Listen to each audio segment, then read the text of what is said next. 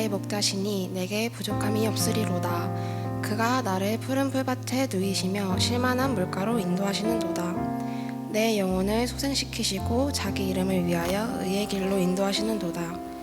내가 사망의 음침한 골짜기로 다닐지라도 해를 두려워하지 않을 것은 주께서 나와 함께 하심이라. 주의 지팡이와 막대기가 나를 안위하시나이다. 하나님은 우리의 좋은 목자가 되어주십니다. 그분이 이끌어 가시는 곳은 안전하며 푸른 풀과 실만한 물가가 있는 곳입니다. 우리가 마음대로 가고자 했던 길을 멈춰서서 목자이신 하나님께로 나아갑시다. 우리의 힘과 능력을 의지하며 내 뜻대로 살았던 모습은 내려놓고 우리의 걸음을 주님께 맡겨드립시다. 사망의 음침한 골짜기를 지나더라도 함께하여 주시며 지켜주시는 하나님께 우리를 내어드립시다. 좋은 목자이신 하나님을 바라보며 이 시간 온전한 마음으로 함께 예배하며 나아갑시다. 이제 하나님께 우리가 믿음과 신앙을 사도신경으로 함께 고백하시겠습니다. 나는 전능하신 아버지 하나님 천지의 창조주를 믿습니다. 나는 그의 유일하신 아들 우리 주 예수 그리스도를 믿습니다. 그는 성령으로 잉태되어 동정녀 마리아에게서 나시고 본디오 빌라도에게 고난을 받아 십자가에 못 박혀 죽으시고 장사된 지 사흘 만에 죽은 자 가운데서 다시 살아나셨으며 하늘에 오르시어 전능하신 아버지 하나님 우편에 앉아 계시다가 거기로부터 살아있는 자와 죽은 자를 심판하러 오십니다.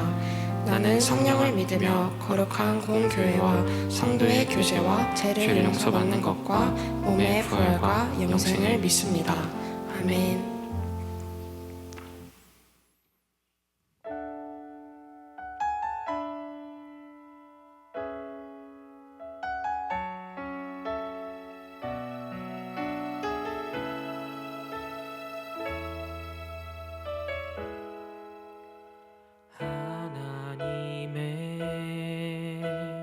그늘 아래 내 모든 것 다 내려놓고 나 잠잠히 주를 묵상하네. 그 놀라우신 은혜를 끝이 없는 주의 사랑 강물 되어 흘러 내 영혼에 자유함 주시네. 날 새롭게 하시네.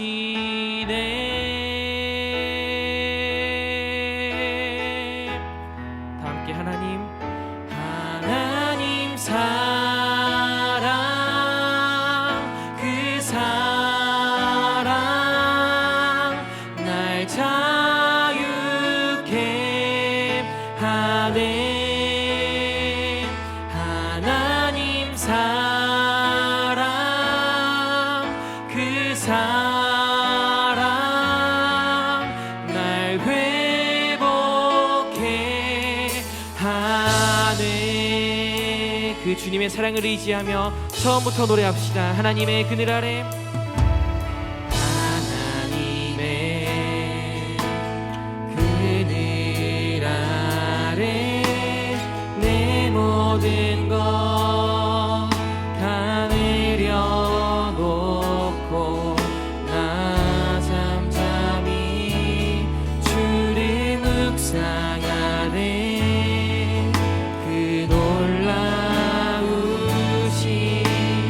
은혜 끝이 없는 주의 사랑 끝이 없는 주의 사랑 강물 되어 흘러 내 영혼에 자유함 주시네. 날 새롭게 하시네. 날 새롭게 하시네. 함께 노래합시다. 하나님 사랑 하나님 사랑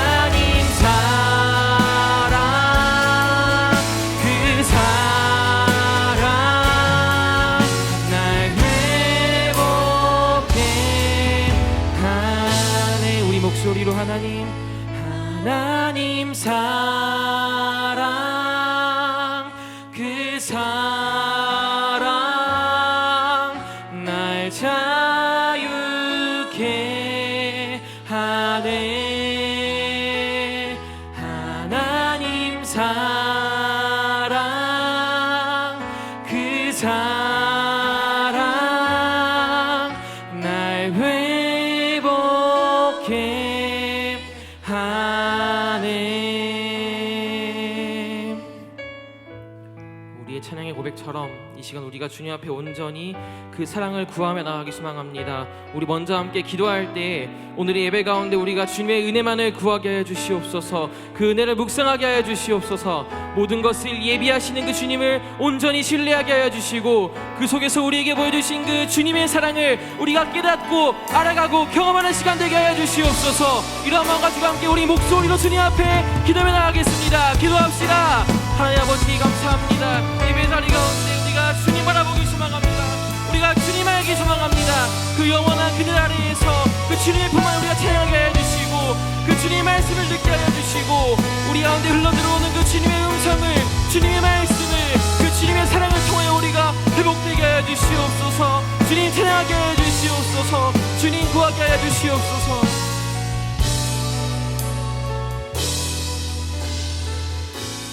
우리를 자유케 하실 그 주님을 기대합니다. 우리를 회복하게 하시는 그 주님을 기대합니다. 그 놀라우신 은혜를 사모하며 우리 구주 예수 그리스도의 이름으로 기도드립니다. 아멘.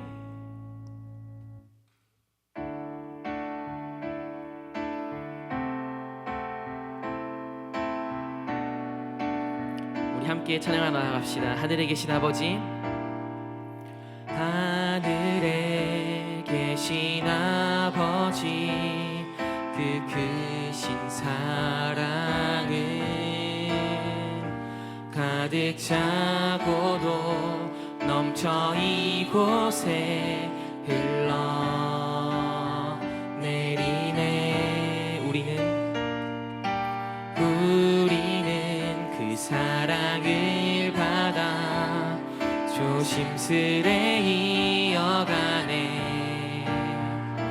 당신의 나라에 살아갈 이웃들을 위해 아버지의 사랑으로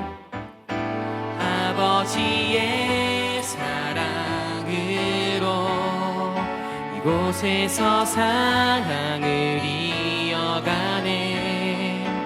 어딘가에서 부딪히고 또 다른 곳에서 넘어져도 아버지의 사랑으로 우린 한 번 더 일어서네. 하늘의 마음이 닿을 수 있도록 그 사랑이 이곳에 온전히 흘러가도록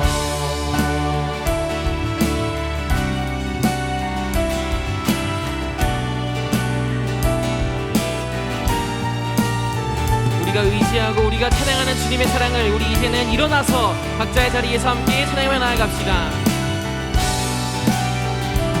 하늘에 계신 아버지, 하늘에 계신 아버지, 그 크신 사랑을 가득 차고도 넘쳐 이곳에 흘러내리네. 우리는 사랑을 받아 조심스레 이어가네. 당신의 나라에 살아갈 이웃들을 위해. 조금 익숙해지셨나요? 처음부터 한 번 더. 하늘에 계신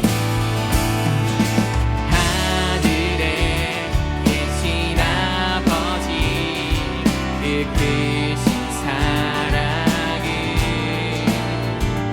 가득 차고도 넘쳐 이곳에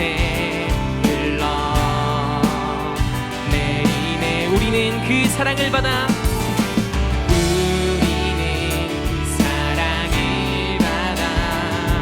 조심스레 이어가네. 당신의 나라에 살아갈 이웃들을 위해 함께 노래합시다. 아버지의 사랑으로, 아버지의 사랑으로 이곳에서 사랑을 이어가네. 어딘가에서 부딪히고 또 다른 곳에서 넘어져도 아버지의 사랑으로 우린 한 번 더 일어서네.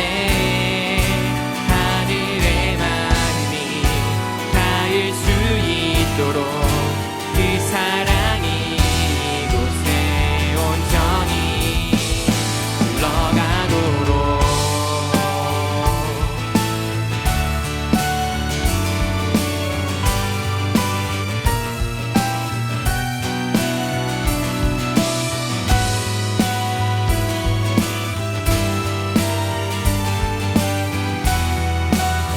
아버지의 사랑으로, 아버지의 사랑으로 이곳에서 사랑을 이어가네. 어딘가에서 부딪히고 또 다른 곳에서 넘어져도 아버지의 사랑으로, 아버지의 사랑을 우린 한 번 더, 우린 한 번 더 일어서네. 하늘의 마음이 닿을 수 있도록 그 사랑이 이곳에 온전히 아버지의 사랑으로 이곳에서 사랑을 이어가네. 어딘가에서 부딪히고 또 다른 곳에서 또 다른 곳에서 그러나 우리는 아버지의 사랑으로, 아버지의 사랑으로 우린 한 번 더 일어서네. 하늘의 마음이 닿을 수 있는 하늘의 마음이 닿을 수 있는 그 사랑이 이곳에 온전히 흘러가도록.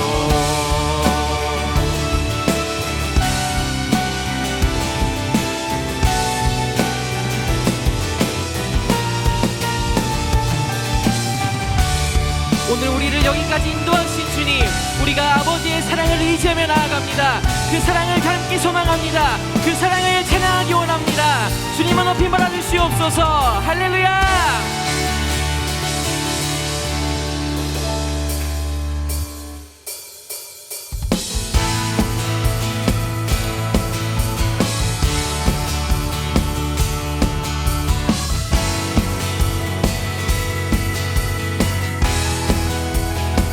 언제나 어디서나 우리와 함께 하시는 주님, 우리가 그 주님을 이 시간 다시 한번 우리의 목소리로 이어서 노래합시다.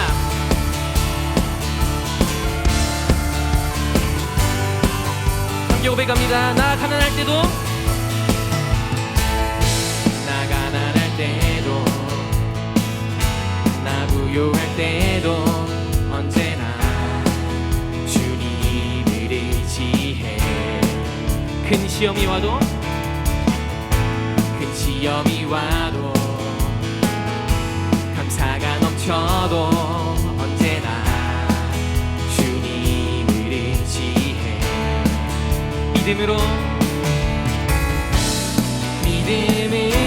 한 걸음씩 순종하며 걸어가리라. 말씀 앞에 다시 엎드릴 때에 주님 손이 나를 일으켜 주시네. 주의 사랑, 주의 은혜 날 붙드네. 나 주 안에 영원히 살리.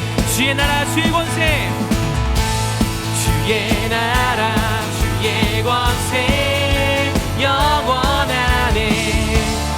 주님과 영원히 살리.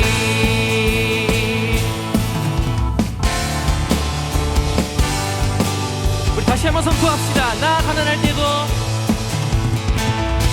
나 가난할 때도, 나 부유할 때도 언제나 주님을 의지해. 큰 시험이 와도, 큰 시험이 와도, 감사가 넘쳐도 언제나 주님을 의지해. 믿음으로 한 걸음씩 순종하며 걸어가리라. 우리가 주님의 말씀 앞에 다시 엎드릴 때에 주님 손이 나를 일으켜 주시네. 주의 사랑, 주의 은혜 날 붙들네. 나 주 안에 영원히 살리. 주의 나라, 주의 나라, 주의 권세 영원하네.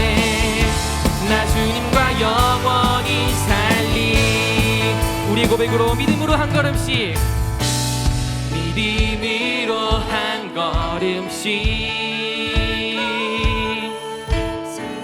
순종하며 걸어가리라. 말씀 앞에 다시 엎드릴 때에 주님 손이 나를 일으켜 주시네. 주의 사랑, 주의 은혜 날 붙드네. 나 주 안에 영원히 살리. 주의 나라, 주의 나라, 주의 권세 영원하네. 나 주님과 영원히 살리. 주의 사랑, 주의 사랑, 주의 은혜 날 붙들네. 나 주 안에 영원히 살리. 우리 마지막으로 주의 나라, 주의 권세, 주의 나라, 주의 권세 영원하네. 나 주님과 영원히 살리.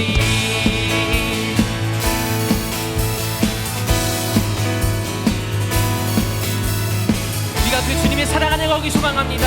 이어서 함께 노래합시다. 내 입술이 주를 높이며,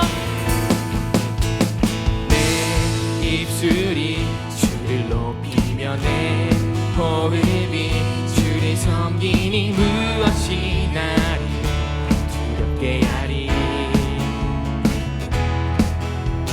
주 잠잠히 나를 비추며 주 가득히 나를 채우니 무엇도 나를 흔들지 못하리. 주 사랑이 내게 들어와 모든 두려움 사라지게. 영원히 주 찬양 내 영혼 춤추리. 주 사랑이 내게 들어와 모든 어둠 사라지게. 영원하신 그의 사랑 안에 나 거하리. 우리 처음부터 내 입술이 주를 높이며, 내 호흡이 주를 섬기니 무엇이 나를 두렵게 하리. 주 잠잠히 나를 비추며 주 가득히 나를 채우니 무엇도 나를 들지 못하리. 주 사랑이 내게 들어와 모든 두려움 사라지게. 영원히 주 찬양 내 영혼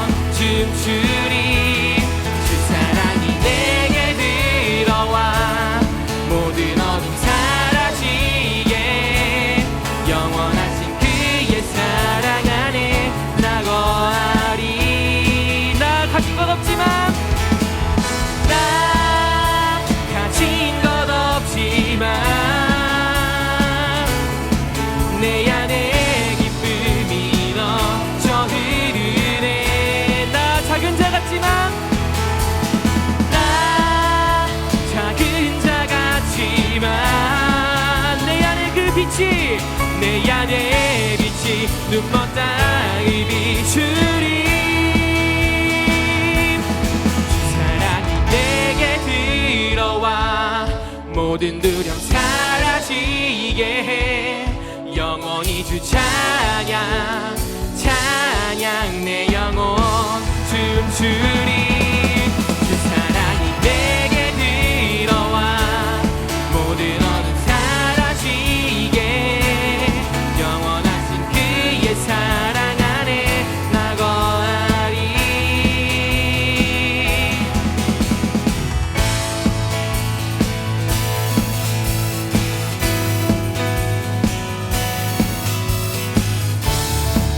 우리가 그 주님의 영원하신 사랑을 찬양해 나아갑니다.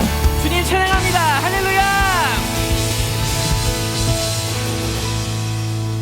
주 사랑이 내게 들어와 모든 두려움 사라지게 해. 영원히 주 찬양 찬양 내 영혼 춤추리.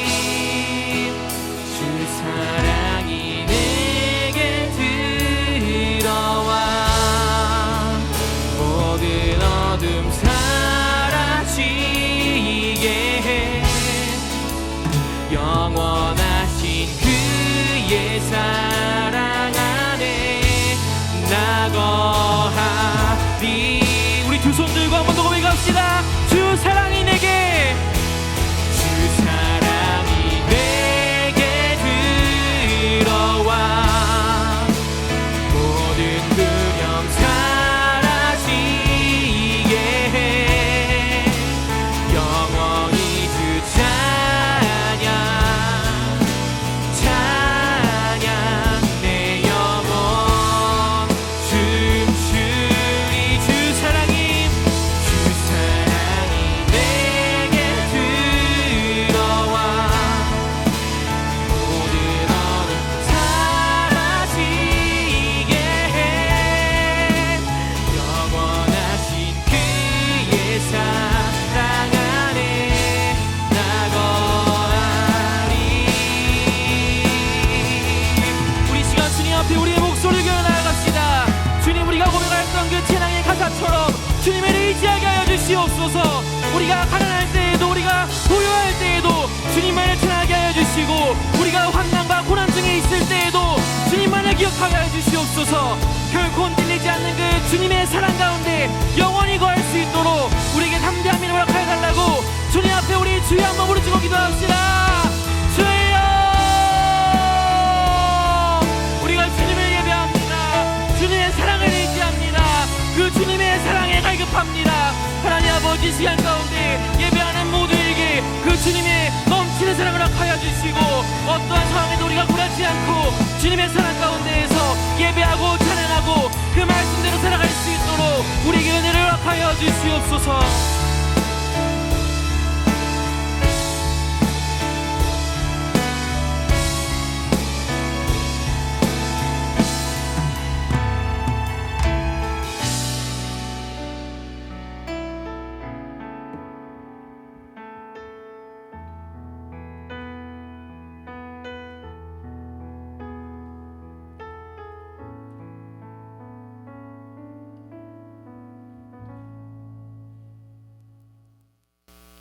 하나님 아버지, 감사합니다.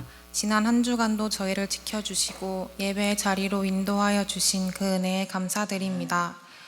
이 시간 세상을 향해 있던 저희의 마음을 돌이키어 온전히 하나님만 주인 되시는 예배가 되길 소망합니다. 하나님, 한 주간의 저희를 되돌아봅니다. 스스로를 중심에 두며 우리의 주인 되시는 하나님이 아닌 세상 앞에 엎드려 살았습니다.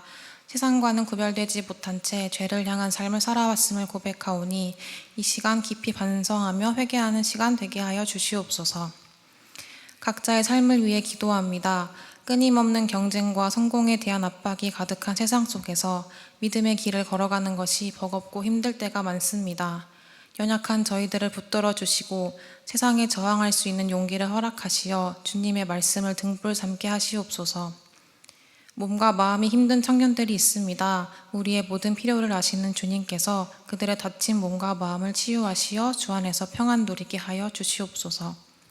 청년부를 위해 기도합니다. 저희 청년부가 서로를 사랑하고 격려하며 하나님의 사랑을 나누는 공동체가 되길 원합니다. 다양한 활동과 프로그램, 서로의 교제를 통해 주 안에서 하나 되는 기쁨을 경험할 수 있게 하시고 영적으로 성장하는 공동체가 되게 하옵소서. 이 안에서 느낀 주님의 사랑과 은혜를 세상에 전하는 데 힘쓰며 하나님 나라를 함께 꿈꾸는 믿음의 공동체가 되게 하여 주시옵소서. 내년 1월에 있을 네팔 선교를 위해 기도합니다. 이제 선교를 위한 준비 과정을 시작하려고 합니다. 선교를 준비하는 모든 시간이 선교를 결단한 청년들과 고민하고 있는 청년들 마음 가운데 네팔을 향한 하나님의 사랑을 깊이 느끼고 몸과 마음이 주님 안에서 단련되는 귀한 시간 될 수 있도록 성령 하나님께서 인도하여 주시옵소서. 항상 네팔을 가슴에 품고 그 땅을 위한 기도를 멈추지 않는 청년부 모두가 되게 하옵소서. 오늘부터 시작되는 교회 항종지 선거를 위해 기도합니다. 선거를 준비하는 모든 과정과 절차가 은혜롭게 진행되게 하시고 사람들이 택하는 것이 아니라 주님이 택하신 자들이 세워질 수 있도록 청년부와 모든 교회 성도들이 기도로 하나 되게 하소서. 6월에 있을 대통령 선거를 위해 기도합니다. 국가의 혼란과 분열이 종식되게 하시어 진리와 평화가 흐르는 나라 되게 하소서. 어려운 시국 가운데 먼저 깨어있는 지혜를 허락하시어 나라를 위해 기도하는 영세 청년부 되게 하소서. 자신의 마음과 뜻보다 하나님의 마음과 뜻을 구하며 하나님을 진정으로 두려워하는 자가 세워지길 간절히 기도합니다. 오늘 예배를 위해 기도합니다. 언제나 귀한 찬양으로 하나님께 영광 돌리는 아바드 찬양팀과 시온 찬양대의 찬양을 기쁘게 받아주시고 늘 보이지 않는 곳에서 예배를 위해 헌신하는 모든 손길들을 축복하여 주시옵소서. 이충만 목사님을 통해 복되고 귀한 주님의 말씀을 듣습니다. 말씀을 선포하시는 목사님께 힘과 능력을 더해 주셔서 성령 충만으로 전하게 하옵소서. 언제나 우리를 존귀하게 여겨주시고 사랑해 주시는 하나님을 만나는 시간 되게 하시옵고 한 주간 살아갈 때 들은 말씀을 마음에 품으며 하나님과 사랑의 관계를 지켜나가는 저희 되도록 인도하여 주시옵소서. 참 진리이자 참 사랑이신 하나님 감사하고 사랑합니다. 이 모든 말씀 예수님의 이름으로 기도합니다. 아멘.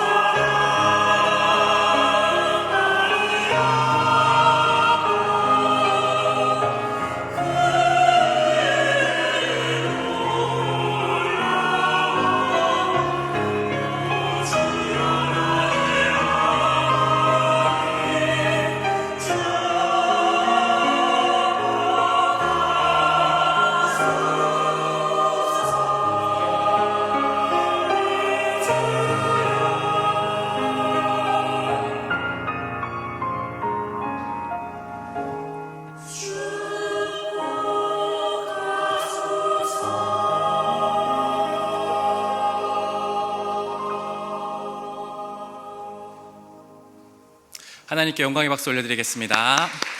아멘. 오늘 우리에게 주신 하나님의 말씀은 출애굽기 20장 12절부터 17절까지의 말씀입니다. 구약 성경으로는 112면에 있습니다. 출애굽기 20장 12절부터 17절까지의 말씀을 우리 한 절씩 번갈아 가며 하나님의 말씀을 봉독하겠습니다. 내 부모를 공경하라. 그리하면 내 하나님 여호와가 내게 준 땅에서 내 생명이 길리라. 간음하지 말라. 내 이웃에 대하여 거짓 증거하지 말라. 내 이웃의 집을 탐내지 말라. 내 이웃의 아내나 그의 남종이나 그의 여종이나 그의 소나 그의 낙이나 물은 내 이웃의 소유를 탐내지 말라. 아멘. 우리 함께 하나님 말씀 선포하겠습니다. 하나님 나라 임하소서. 네, 우리 한 번 더 인사하면 좋겠습니다. 인사하실 때 여러분 여기 좀 따뜻하고 잠 많이 올 시간이죠. 좀 기지개도 좀 피시고 좀 이렇게 하나님의 진리를 이렇게 얘기해 주십시다. 하나님은 당신을 참 사랑하십니다. 인사하겠습니다. 시작. 하나님은 당신을 참 사랑하십니다. 네, 조금 뻣뻣하네요. 한 번 더 인사하겠습니다. 앞뒤로도 한 번 더 인사할게요. 하나님은 당신을 참 사랑하십니다. 하나님은 당신을 참 사랑하십니다. 감사합니다. 계속해서 하나님 나라에 관해서 우리가 이제 말씀을 나누고 있습니다. 이스라엘 백성들이 이집트에서 나와서 하나님 앞에 신의 산에서 신의 광야에서 하나님의 청혼을 받아 예 주님 우리가 다 그렇게 행하겠습니다 대답하고, 이제 지난주에 하나님께서 그 혼인 서약으로 첫 번째부터 네 번째까지의 계명 혼인 서약을 말씀해 주셨습니다. 그래서 하나님께서 주신 이 혼인 서약은 사실 히타이트 종주권 조약과 닮아 있다 말씀드렸습니다. 19장부터 24장까지 내용은 사실은 종과 주인 된 그런 조약을 맺을 때 하는 그런 형태를 갖고 있지만, 실제로 그 내용은 이스라엘 사람들을 하나님께서 억압하는 조약이 아니라 오히려 이스라엘 사람들을 자유롭게 하고 사랑하는 법이다라고 말씀을 드렸습니다. 그래서 지난주 살펴봤던 네 가지 계명을 요약하면 자막을 보면 이렇게 되어 있습니다. 첫 번째 내용의 계명을 요약하면 하나님을 사랑하라는 것이 핵심입니다. 너는 내 얼굴과 내 얼굴 사이에 아무것도 없게 해줘. 너는 나를 다른 우상 어떤 것도 만들지 마. 그리고 하나님의 이름을 잘못 사용하지 마. 그리고 제발 안식일에 나와 함께 쉬자. 바로 하나님을 사랑하라는 하나님의 말씀이 바로 1계명부터 4계명까지의 말씀이었습니다. 오늘은 계속해서 5번째부터 10번째까지의 계명을 살펴보면서 하나님의 또한 마음을 살펴보고자 합니다. 오늘 이 계명들을 살펴보기 전에 한 번 더 좀 더 기억해야 하고 싶은 것이 있습니다. 이 10계명은 어떤 성격을 갖고 있는가를 이해하는 것이 굉장히 중요합니다. 여러분 교회 좀 오래 다녀보셨기 때문에 10계명을 한 번씩은 다 들어보셨을 겁니다. 근데 10계명이 있다는 건 알고 10계명이면 중요하는 건 알겠는데 외워보라고 하면 이렇게 생각이 나긴 해요. 그러니까 그만큼 우리에게 10계명은 딱딱하고 그냥 언젠가 한 번씩 들어봤던 건가 보다 하고 넘어갈 때가 많다는 거죠. 그런데 이 10계명은 핵심은 관계의 법이라는 것입니다. 10계명은 단지 우리를 억압하고 그냥 우리를 어떻게 이렇게 하나님께서 우리를 어떻게 자유를 제한하려고 주신 법이 아니라 관계의 법이라는 사실입니다. 신명기 30장 11절과 14절 말씀을 제가 한번 읽어드리겠습니다. 잘 보세요. 다음 순서를 바꿔서 넘기겠습니다. 신명기 30장 11절과 14절 말씀을 띄워주세요. 내가 오늘 내게 명령한 이 명령은 내게 어려운 것도 아니요 먼 것도 아니라 오직 그 말씀이 내게 매우 가까워서 내 입에 있으며 내 마음에 있은즉 내가 이를 행할 수 있느니라. 아멘. 하나님께서 주신 10계명을 어떻게 하면 지킬 수 있을까? 이 계명이 굉장히 어려운 것만 같은데 하나님이 이렇게 말씀하세요. 14절에 이 말씀은, 이 계명은 매우 가까이 있어서 내 입에 있으며 네 마음에 있다고 말씀하세요. 다시 말하면 10계명을 어떻게 지킬 수 있나요? 여러분, 마음만 있으면 지킬 수 있습니다. 하나님 그렇게 말씀하세요. 하나님을 향한 사랑의 마음만 있으면 지킬 수 있는 법이 바로 10계명이라는 겁니다. 관계의 법이기 때문입니다. 어떤 헌법과 같은 막 강제성 있는 그런 딱딱한 조약이 아니라 서로 결혼한 사이에서 함께 서로 관계를 맺기 위해, 사랑의 관계를 맺기 위해 한 법이기 때문입니다. 그러니 하나님의 주신 이 10계명은 관계의 법이라는 것을, 그런 성격을 기억해야 합니다. 신명기 10장 12절 13절 세번역 성경으로 한번 읽어보겠습니다. 제가 12절, 여러분들이 13절 말씀을 읽어보겠습니다. 제가 먼저 12절 읽겠습니다. 이스라엘 자손 여러분, 지금 주 당신들의 하나님이 당신들에게 원하시는 것이 무엇인지 아십니까? 주 당신들의 하나님을 경외하며 그의 모든 길을 따르며 그를 사랑하며 마음을 다하고 정성을 다하여 주 당신들의 하나님을 섬기며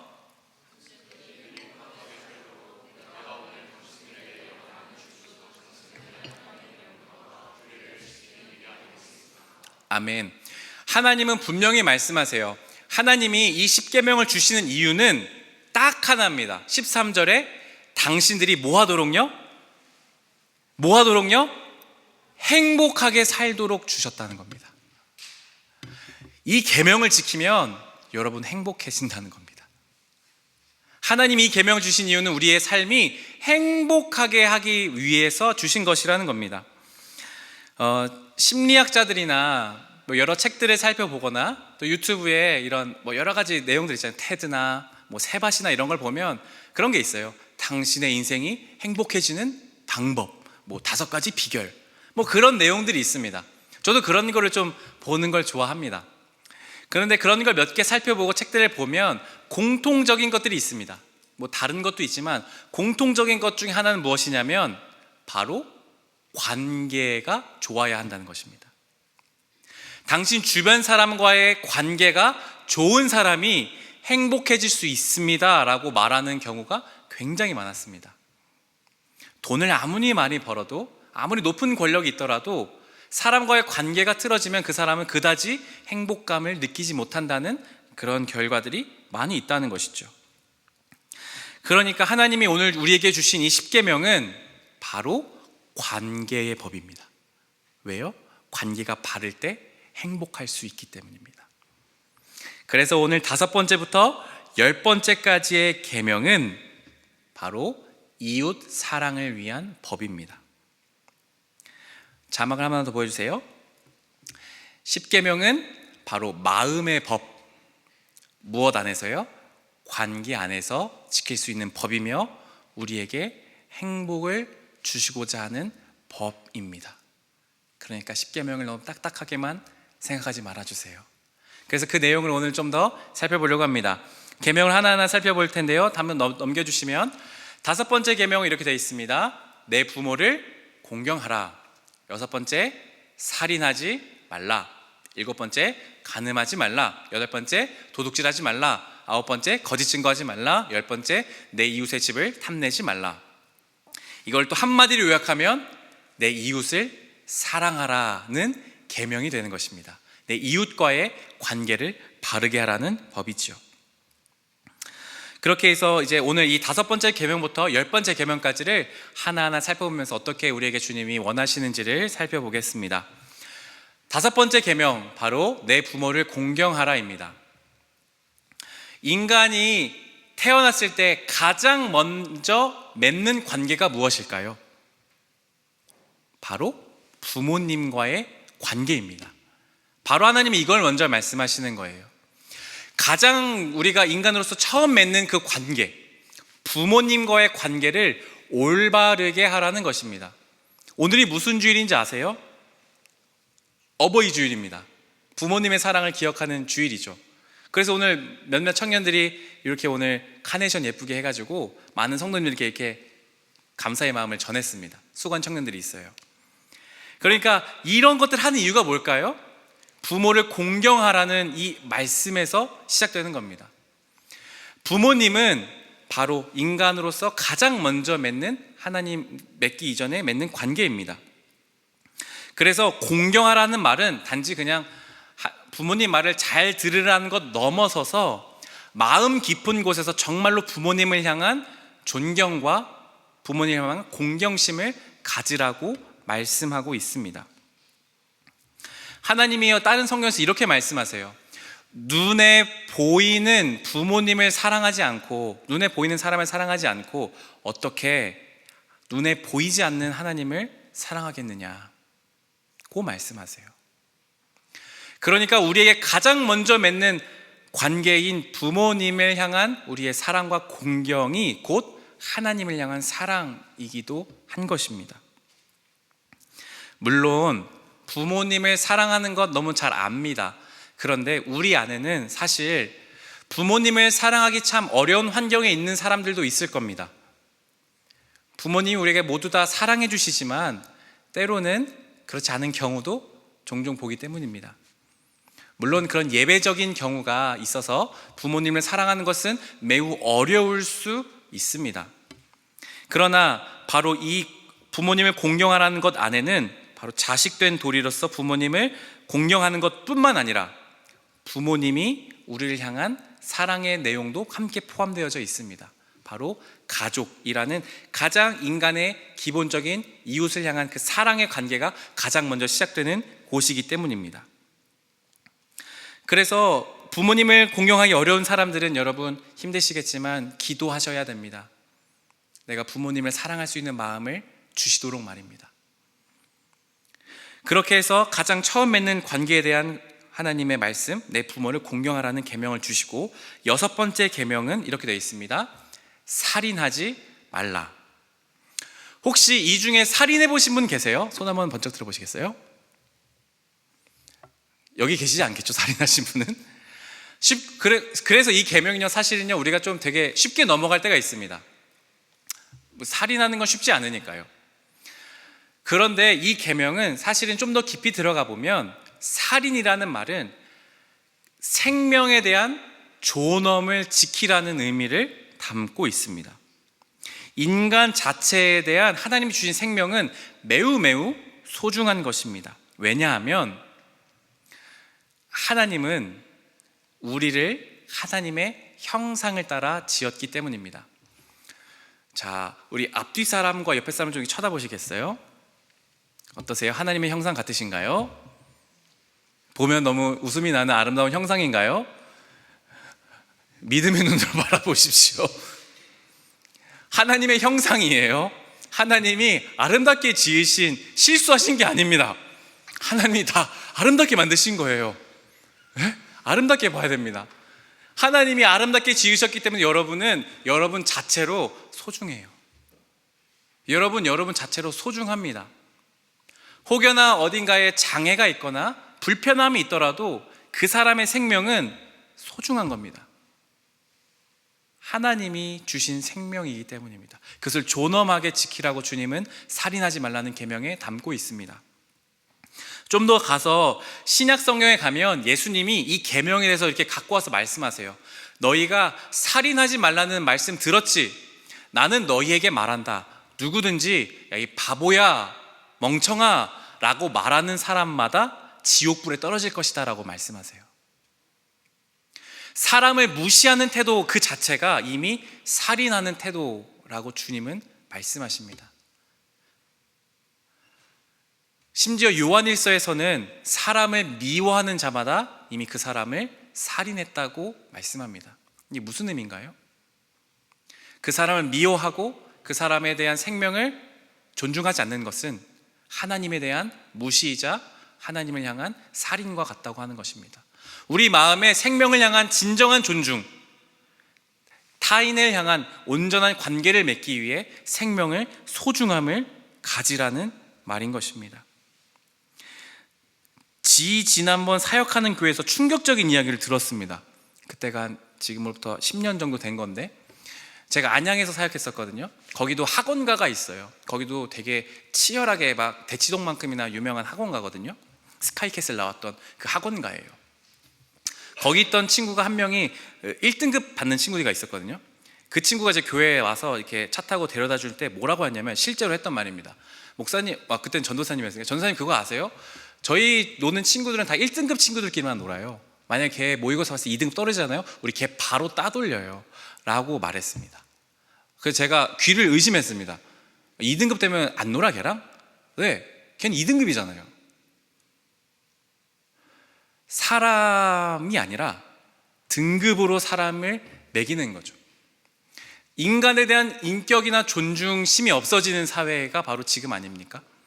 하나님은 바로 그런 우리에게 살인하지 말라는 계명, 인간에 대한 존엄성이 점점점 사라지는 시대 속에 말씀하는 것, 살인하지 말라는 계명인 것입니다.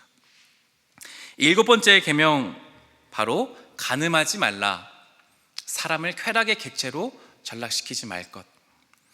간음이라는 것은 기본적인 의미는 배우자가 있는 사람이 배우자가 아닌 다른 사람과 성관계를 맺는 것을 간음이라고 성경은 말씀합니다. 당연한 이야기죠. 근데 예수님은 또 신약성경에 가면 이렇게 말씀하세요. 너희가 간음하지 말라는 말을 들었으나 누구든지 너희가 여자를 또한 남자를 보고 음욕을 품는 사람마다 마음으로 음욕을 품기만 해도 너는 이미 간음했다 말씀하세요. 이게 무슨 말씀입니까? 간음하지 말라는 말은 인간을 성적인 쾌락을 만족시켜주는 대상으로 삼지 말라는 뜻입니다. 하나님은요, 우리가 주신 이 결혼의 관계를 소중히 여기라는 것도 간음하지 말라는 것의 중요한 의미입니다. 그런데 하나님은 인간을 아까 말했듯이 존엄한 존재로, 나의 어떤 성적인 쾌락을 만족시켜주는 객체로 보지 말라는 것입니다. 그러니까 당연히 음란물을 봐서는 안 되겠죠. 당연히 내가 사랑하는 배우자가 있는데도 다른 사람과 성적인 관계를 맺지 않았을 때 그냥 정서적인 교감을 하고 성적인 어떤 그 농담을 주고받는 것조차도 간음하는 것이죠. 하나님은요, 굉장히 깐깐하신 분이세요. 이웃을 사랑하라고 말할 때 마음의 법을 지키라는 것입니다. 단지 나는 내 배우자가 있으니까 난 아무 여자랑 성관계 안 맺었어, 간음 안 했어가 아닙니다. 마음의 중심이 바르게 되어 있는 것까지도 주님은 말씀하시는 겁니다. 나의 욕망을 채우려고, 쾌락을 채우려고 다른 사람을 성적인 대상으로 전락시켜버리는 것, 하나님이 금하는 것입니다. 8번째 계명은 도둑질하지 말라고 되어 있습니다. 인간 노동력에 대한 존엄함을 말씀합니다.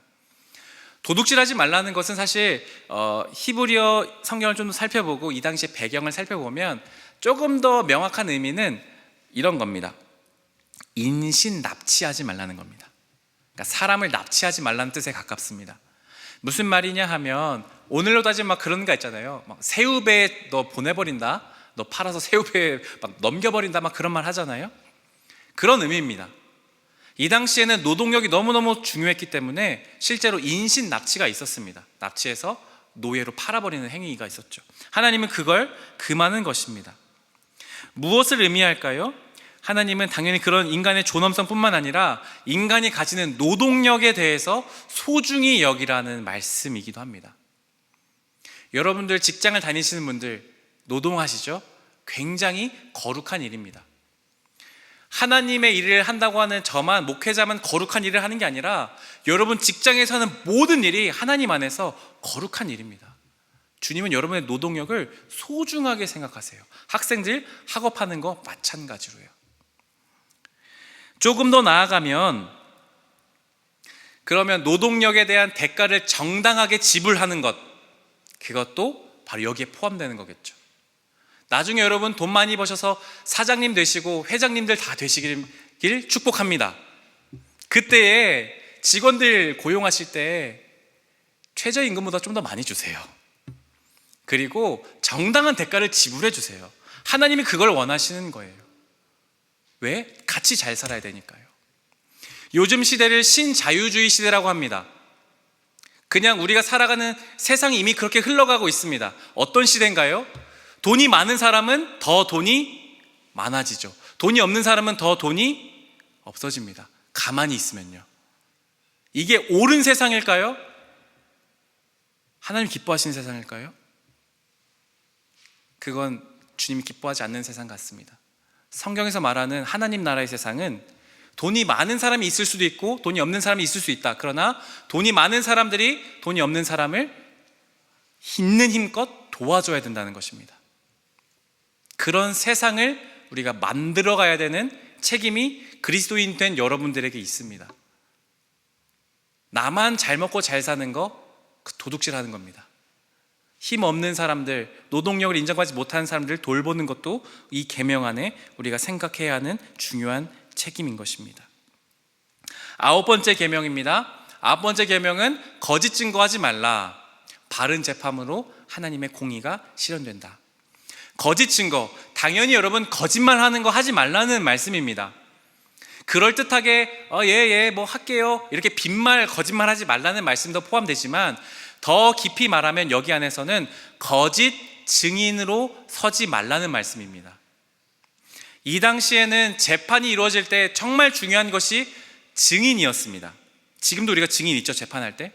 근데 이 당시는 지금처럼 증거를 제시하기가 어려운 시대였기 때문에 증인의 역할이 매우 중요했습니다.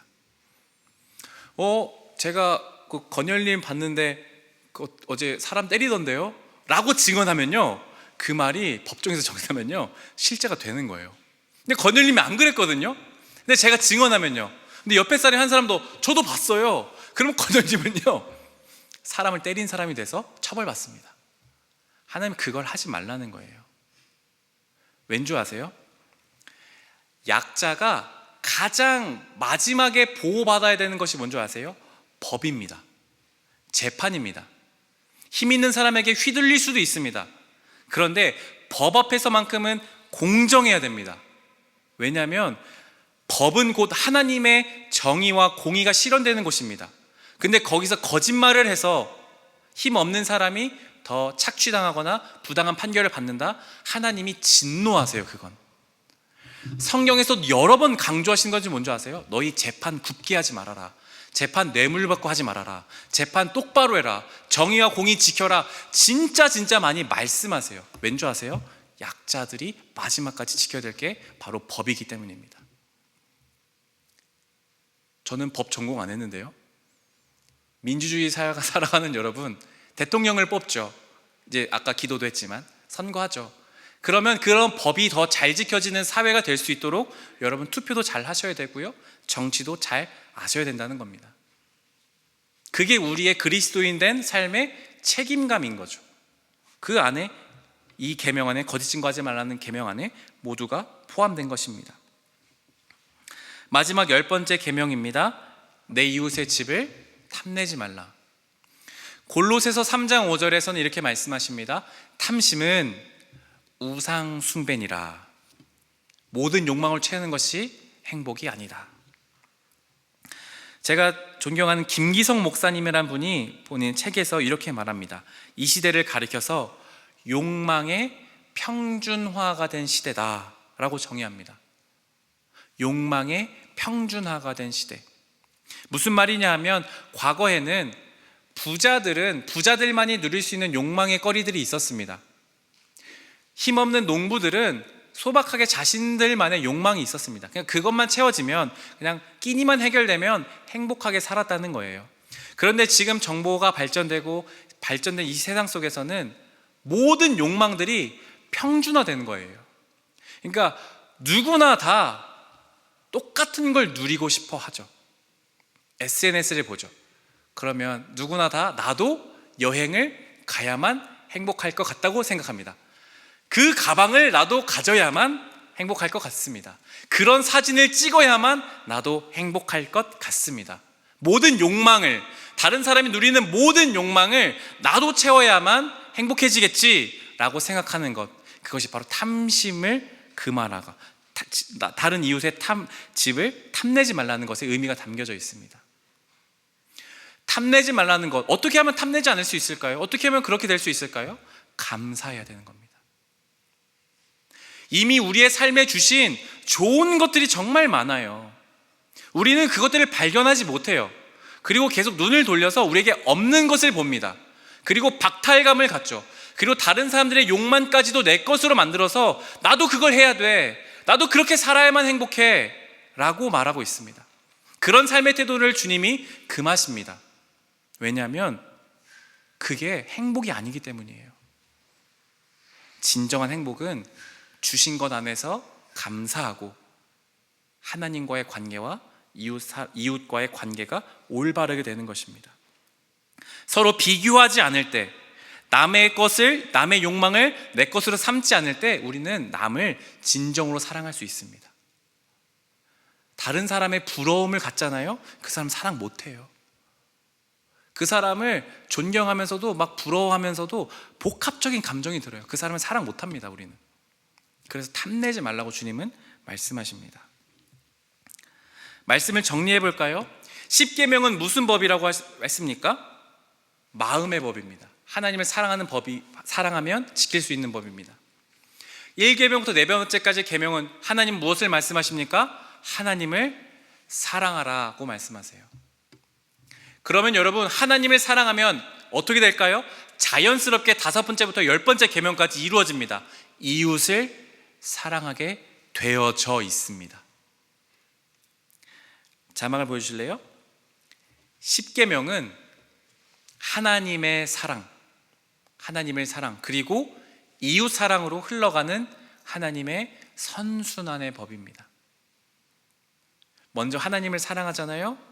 그러면요, 하나님 우리에게 사랑을 주세요. 그럼 그 사랑을 우리는 자연스럽게 흘려보내는 겁니다. 그럼 그 사랑을 받은 사람이 다시 하나님의 사랑을 발견하고 또 그 사랑을 흘려보내는 겁니다. 선순환되는 거죠.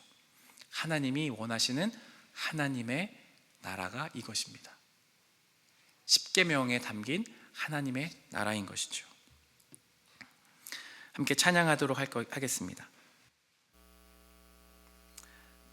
사랑하는 여러분, 하나님은 우리를 하나님을 사랑하고 이웃을 사랑하도록 부르셨습니다.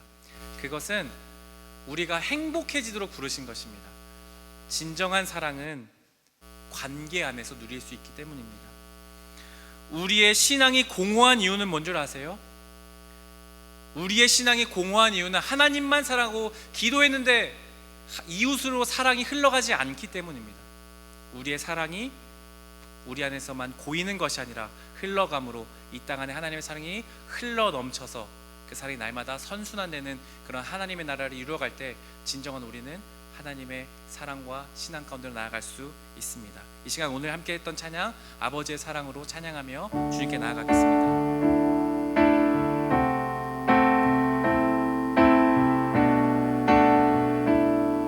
함께 찬양하겠습니다. 하늘에 계신 아버지, 그 크신 사랑을 가득 차고도 넘쳐 이곳에 흘러내리네. 우리는 그 사랑을 받아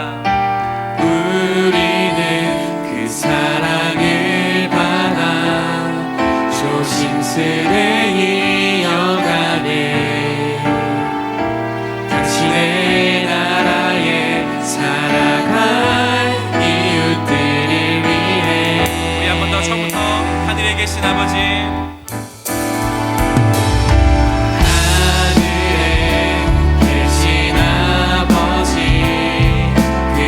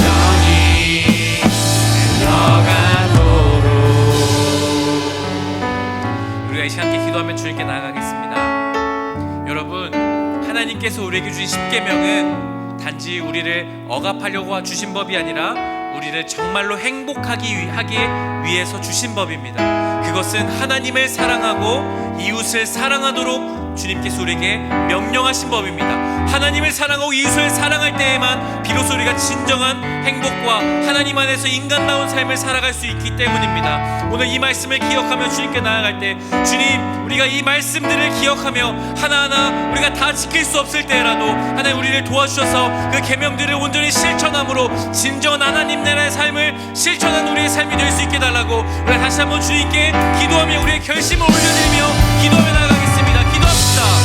하나님, 오늘 우리에게 주신 하나님의 귀한 말씀을 찬양하며 나아갑니다. 이웃을 사랑하는 우리에게 주신 그 십자가의 십계명이 정말 우리의 행복을 해주신 그 말씀을 기억하며 나아갑니다. 우리를 억압하게 해주신 게 것이 아니라 하나님의 사랑하고 이웃을 사랑하고 진정한 우리의 삶이 행복하며 나아갈 수 있도록 주신 그 계명들을 기억하며 나아갑니다. 하나님, 이 십계명을 이 시간 속에서도 우리가 주신 그 십계명 안에서 우리가 이웃을 사랑하게 해주시고 섬기게 하시고 우리의 누가 우리의 주시옵고 우리의 주님의 사랑이 오직 그 주님을 사랑하는 걸 알 때 아버지의 영원히 하심과 주님의 사랑이 흘러가며 우리가 살아낼 수 있도록 그 영광을 누가 우리를 하나님 나라의 백성으로 부르시는 주님, 하나님의 나라는 그저 교회에만 있는 것이 아니라 하나님만 사랑하는 것이 아니라 우리에게 주신 삶의 자리에서, 가정에서, 직장에서, 학교에서, 내 삶의 모든 곳에서 주신 이웃들을 사랑함으로 나타나는 것임을 다시 한번 기억합니다.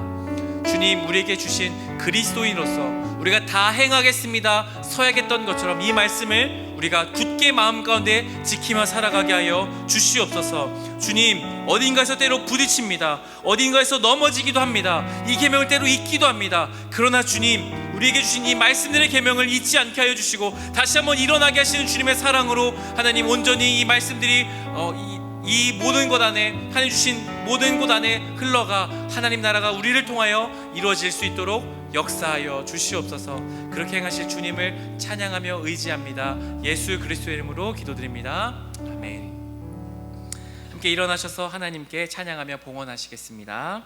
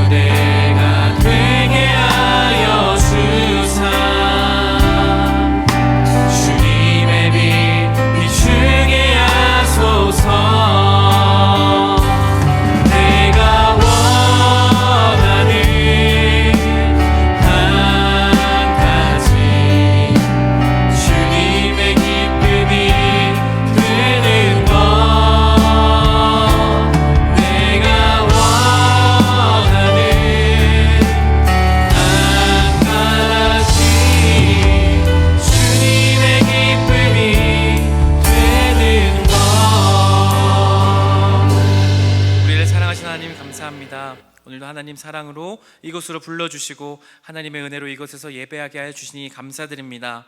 매일매일이 당연한 삶이 아니라 우리에게 은혜로 주어진 삶임을 기억하며 우리 모두가 감사하는 삶이 되게 하여 주시옵소서. 우리에게 생명 주실 뿐 아니라 살아가며 필요한 모든 것을 공급하여 주신 하나님 감사드립니다. 그 감사의 고백을 담아 우리가 가진 것들을 주님께 믿음으로 올려드리오니 이 예물을 받아주시고 이 예물을 하나님께서 귀히 받으시며 이 예물을 통하여 하나님 나라가 드러나게 하여 주시옵소서. 하나님, 이제 또 한 주간의 삶으로 나아갑니다. 우리 청년들과 성도님들의 삶을 주의 의로운 오른손으로 붙들어 주십시오. 세상에서 짓눌려 힘겨워하는 삶이 아니라 주의 계명을 지킴으로 당당한 그리스도인으로 선한 영향력을 이 땅 가운데 흘려보내는 삶 되게 하여 주시옵소서. 학업과 직장과 사업, 가정 모든 영역에서 복 내려주셔서 은혜 내려주셔서 어려움 없게 하여 주시옵소서. 여러 고민과 아픔들, 어려움들을 주님께 날마다 내어 맡기며 주님께 나아갈 때 하나님의 선하신 손길로 붙드시고 응답하여 주시기를 예수 그리스도의 이름으로 축복하며 기도드리오며, 주 예수 그리스도의 은혜와 하나님의 사랑과 성령의 인도하심이, 하나님이 주신 계명의 뜻을 기억하며 하나님을 사랑하고 이웃을 사랑함으로 우리 모두가 진정한 행복을 누리며 이 땅에 하나님 나라를 이루어가기를 소망하고 다짐하는 여기 모인 모든 이들에게 영세교회 청년 공동체 위에 우리의 삶과 직장과 학업과 가정 위에 지금부터 영원까지 함께 계시기를 간절히 축원하옵나이다. 아멘.